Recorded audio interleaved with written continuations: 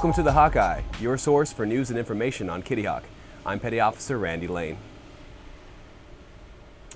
The ship just finished a port visit in Sydney last week, marking what will most likely be the ship's last visit to the Australian city. During the port visit, sailors explored the city, participated in community relations projects, and went on several MWR-sponsored trips.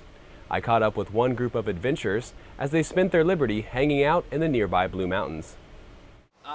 During a port visit in Sydney, Australia, a group of USS Kitty Hawk sailors went on a morale, welfare, and recreation-sponsored rappelling trip in the nearby Blue Mountains. The Blue Mountains, or the whole Sydney Basin, was once a swampland. It laid down layers and layers of sandstone, or sand and silt, which created the sandstone that we have. And roughly about 200 million years ago or so, 75 million years I think, it began to rise up out of the sea floor, and it cracked, and the water eroded it and eventually left us with this cut-out escarpment that we've got here. Rappelling, or abseiling as it's called in Australia, is descending a rock face using a harness and rope. It's a great way to get into an area that you normally wouldn't get, like the area we've been today. The Boar's Head is quite inaccessible without being able to abseil. The group started the day going down a 5-meter wall and then graduated to 10 and 30-meter walls as they grew more comfortable. At the beginning cliffs, it was just learning how to use the ropes and learning how to go down. After I went down a couple of times, it just became easier and easier, and you learn to let go of the rope as you're going down. In the second half of the day, the group moved on to Boar's Head, a more advanced rock formation that put their newfound skills to the test. I expected little rabbit hills and stuff like that. I didn't expect to be rappelling down a mountain. Well, you stay in the city, you never see anything. The city's the same all around. You get out in nature, it's just beautiful, and it gives you a new outlook on life, nature, and earth in general. They're pretty good. Yeah, they're all up for it. We didn't have anyone sort of pike out apart from the bus driver, which is kind of understandable. No, they're a really fantastic group to work with, a lot of fun, and hopefully they've enjoyed themselves. In addition to abseiling, other groups participated in mountain biking, bushwalking, and rock climbing tours, also in the Blue Mountains. Petty Officer Randy Lane, Sydney, Australia. When working in an environment as dangerous as an aircraft carrier, it's important to be prepared for the worst. Seaman Patrick Heil takes us to a CPR class and shows us how sailors on Kitty Hawk are learning how to save lives. Aboard USS Kitty Hawk, sailors gather every Monday and Wednesday night to gain vital life-saving skills. Hospital Corpsman 3rd Class Anthony Dowell helps instruct a CPR class to help sailors learn these basic paramedic techniques. It's important because it teaches people how to save lives. Without that, it'd only be us corpsmen and doctors on board the ship that could save lives. And with this teaching, anybody sees a man down, they can go and help that person.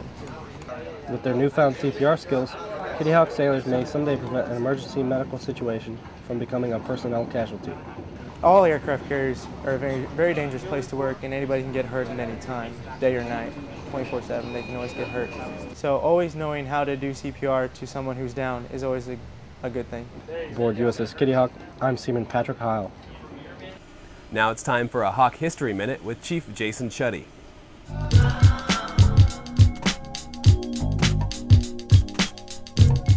In May of 1942, Japanese forces were steadily advancing against anything the British, Americans, Australians, and Dutch could throw at them.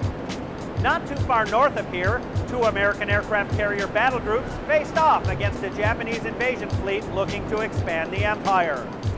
On May 7, 1942, aircraft from USS Enterprise and USS Yorktown searched for the Japanese aircraft carriers in the Coral Sea, which they knew would be screening the invasion fleet heading towards Port Moresby, New Guinea.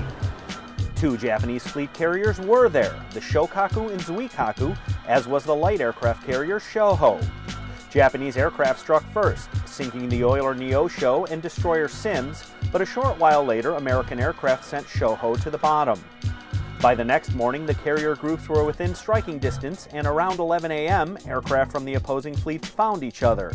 Yorktown's aircraft hit the Shokaku, causing enough damage to force its return to Japan for repairs. Japanese aircraft, in the meantime, found Lexington, hitting the ship with torpedoes and bombs that caused fires which forced the abandonment of the ship. Yorktown was also damaged by a bomb hit and near misses, but would be later repaired in time for the Battle of Midway. While the U.S. lost more ships, the fight forced the Japanese to cancel the Port Moresby invasion, checking their advance in the southern Pacific. This gave the Allies an important victory in what was the first naval battle fought exclusively by aircraft.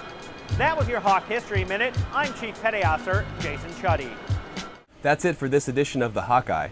If you have story ideas that you'd like to see on the show, send me an email at laneran@cv63.navy.mil. Be sure and tune into Sight TV Wednesday night from 20 to 2100 for another chance to win big at bingo. Have a great time in Brisbane.